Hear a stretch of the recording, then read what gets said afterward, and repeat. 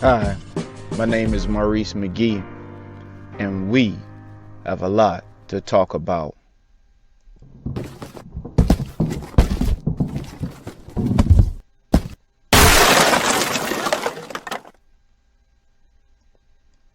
Back to school here on Untold Truth.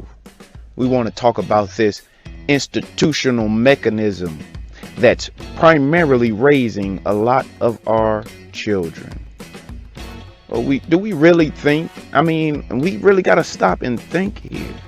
Do we really think that our children are on a road to success? Or are they on a road to distress? Are we really setting up our children for higher learning and opportunities, for teamwork, problem solving, and collaboration? 1, 2, 3, action! Or are we sending them into the jungle? I think you know what my take is on this. Now, I know every family home doesn't have the means to teach their children certain things. This is not what I'm talking about, though. I'm talking about our communities and as a whole, how we have so much faith in the system that we just give our children away. We have so much faith in Uncle Sam. We allow Uncle Sam to sweep in and rob us. Literally rob us. Whether they take it off the top or hunt you down, they tell you it's for your own good. These taxes fund our schools, the police, the fire departments, and many more. But they do whatever they want with our money. We don't have any say, any real say. What do you see good coming out of the money being taken from us? In so many ways. They tax us all over the place. In so many ways. But why are all of these programs underfunded? Why are our school systems underfunded? Why is there so much mismanagement and lack of oversight or regulation? Why is the police departments, the fire departments, all of these different programs that's supposed to be for our good, which these funds are supposed to be allocated for, why are they all underfunded? Why can't our teachers afford a decent standard of living? What incentive do they have to teach our children how to have a great life and to look to a future when they don't have one? How does it even make sense to have faith in this system? But see, if you're just in for the ride, that whatever life is going to bring you, wherever it's going to take you, you're just in for the ride and you're just going to go with the flow, then by all means, if that's you,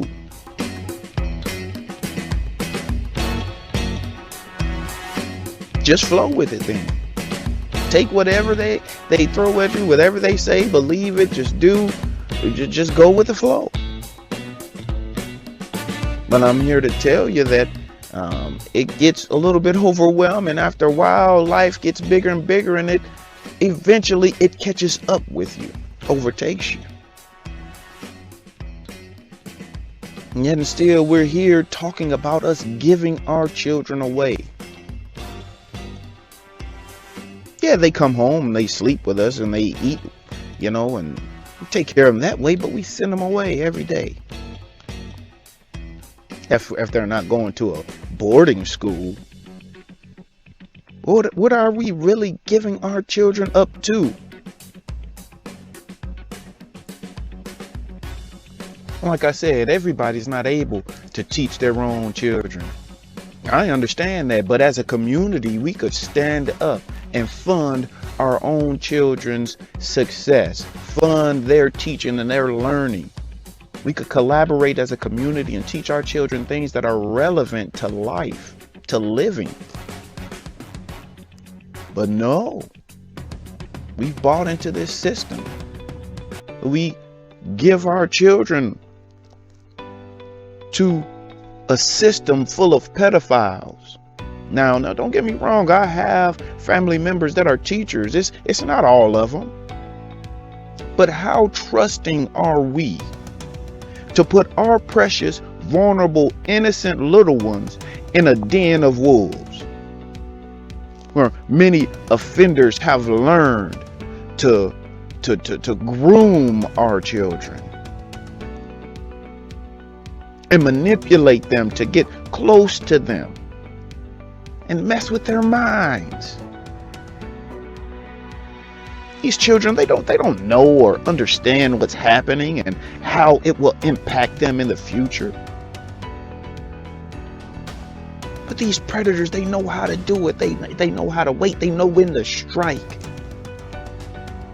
Millions of children in daycare and school systems are abused by teachers and coaches,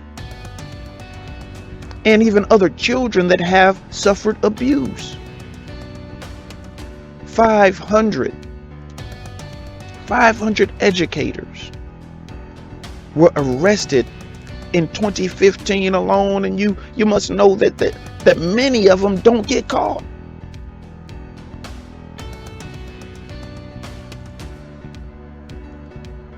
Not many of them. We're catching some, but many don't get caught because sex abuse goes underreported. Children are easy prey to an offender in a school. And many times the children are afraid, ashamed, confused. Even once they become adults, they don't want to talk about it because of guilt that they shouldn't even have. All for the sake of an education. All for the sake of an education. We want our children to succeed, but we believe in this system that is failing. Or is it succeeding? Are they accomplishing what they really want to accomplish, but just failing us at raising our children? Or better yet, our kids, since we call them that. Have they herd our kids up and send them from classroom to classroom?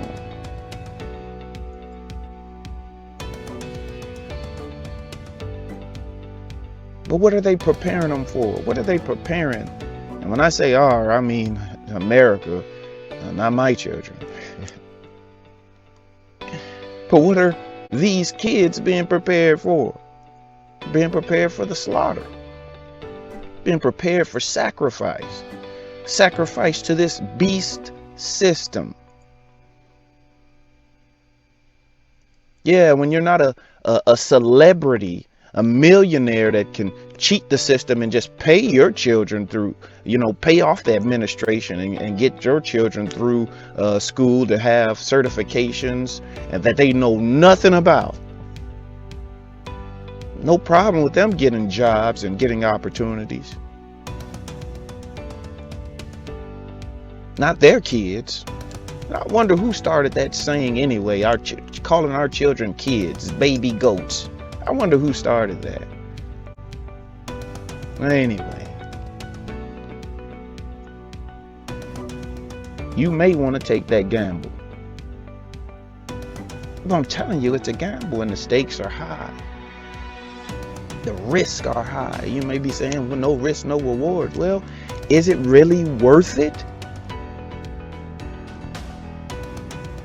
You may say, well, I'm going all in. I'm going to put my baby in school and they're going to do well and they're going to exceed and succeed. And they may do great in school. They may get straight A's and blast through and go to the best top-notch schools. But did you know that America, in terms of education, is on a decline? It's been on a decline. going further and further down in the charts. There's a dumbing down of America that is happening, and it is systemic. It's planned.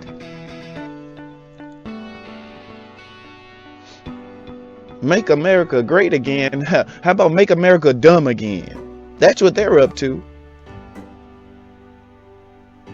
Have you seen the charts of where we stand as a country? You got China on the top for ranking. In education. There's Canada up there. You got Germany. Okay, Poland. Oh, United Kingdom there. Oh, no. There it is. United States. Number 26 down on the list. The curriculums have been dumbed down. I told you I know teachers. They're in the family. I know teachers. They're dumbing down the curriculum. They're forcing teachers to teach in ways that doesn't even make sense in a lot of cases, and it's mandated. You have to go by what the system puts out.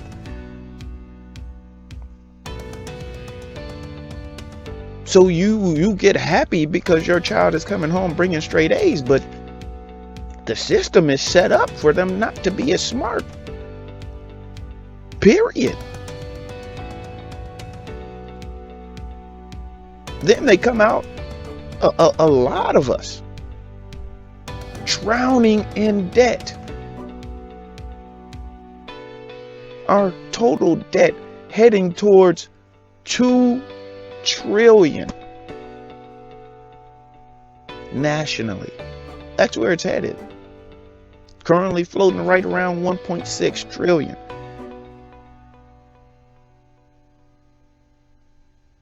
So our young people that are fighting to do what they were told, what they were taught to do, and was good at it,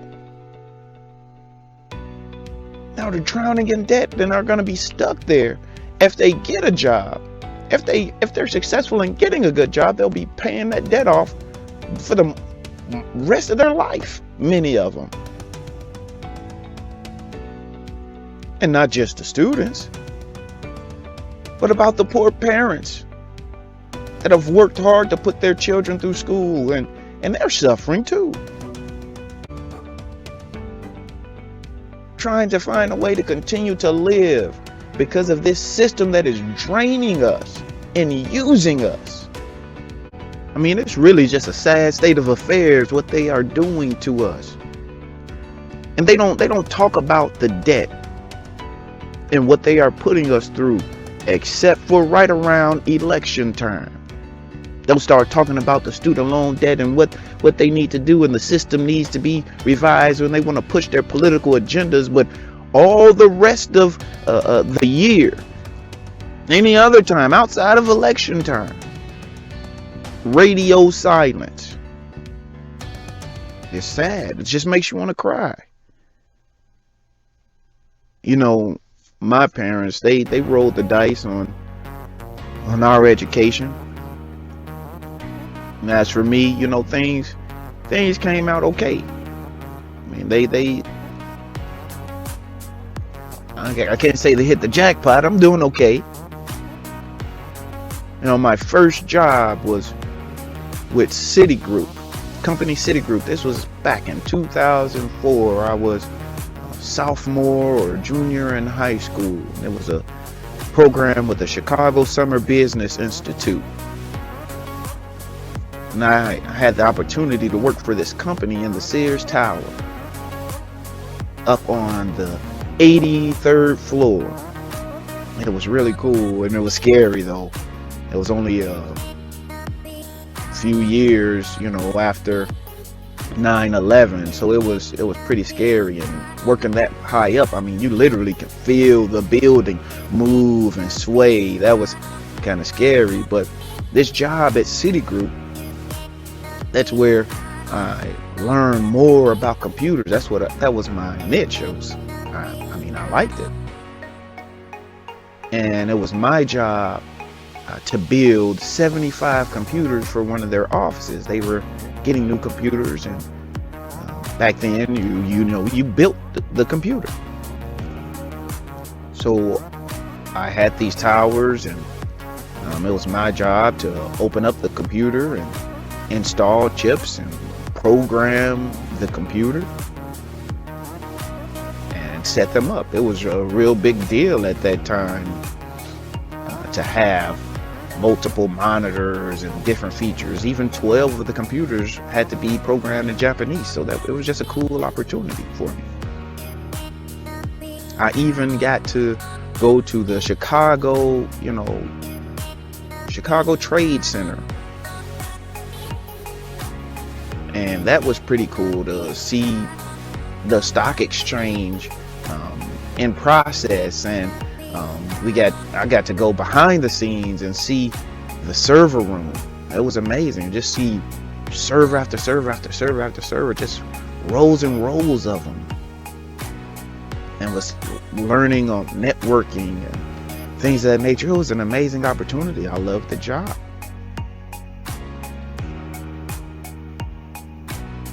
And the next year, when it was time to choose what I was going to do, I had two choices: to go back and work for Citigroup or to go work for Northern Trust Bank. And Citigroup, they loved me. They were calling, and I wanted to go back, and my mom was kind of going back and forth on them, but she said, no, I don't think so. Mom, I like it. I want to do it. No, I don't think it's not, we're not going to do it. And I didn't understand. I didn't understand why I couldn't go back to the job. Why can't I do it? Well, my mother didn't allow me. She didn't allow me to go back to this job because something didn't sit right with her.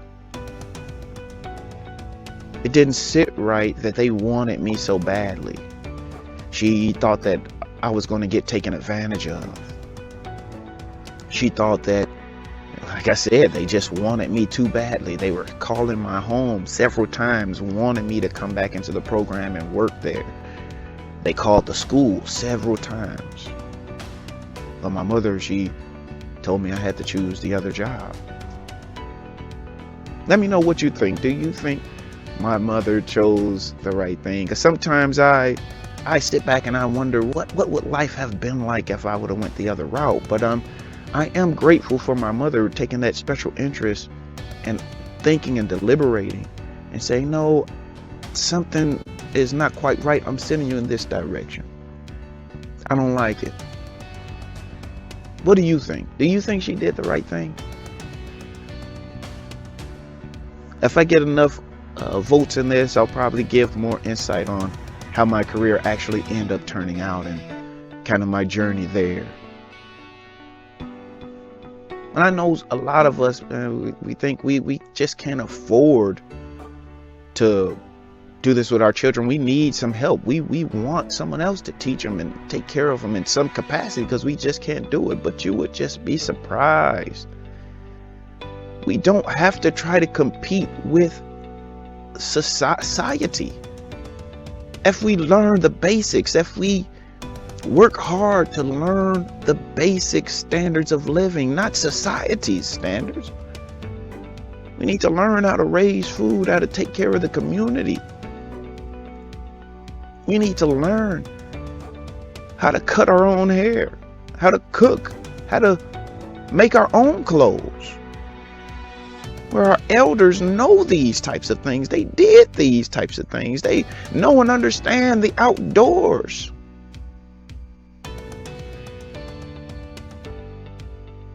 But why aren't we teaching ourselves, our own children? Why don't we sit down together? Because that's what our children need. They need love. Why don't we sit down together and talk and communicate and actually engage with our children? And instead of sending them into the den of wolves where they're looking for love in all the wrong places. It looks real hard, but I'm telling you, if we just spent a little time and invested in them, it will go a long way in our lives and for our own benefit. We need to talk about it.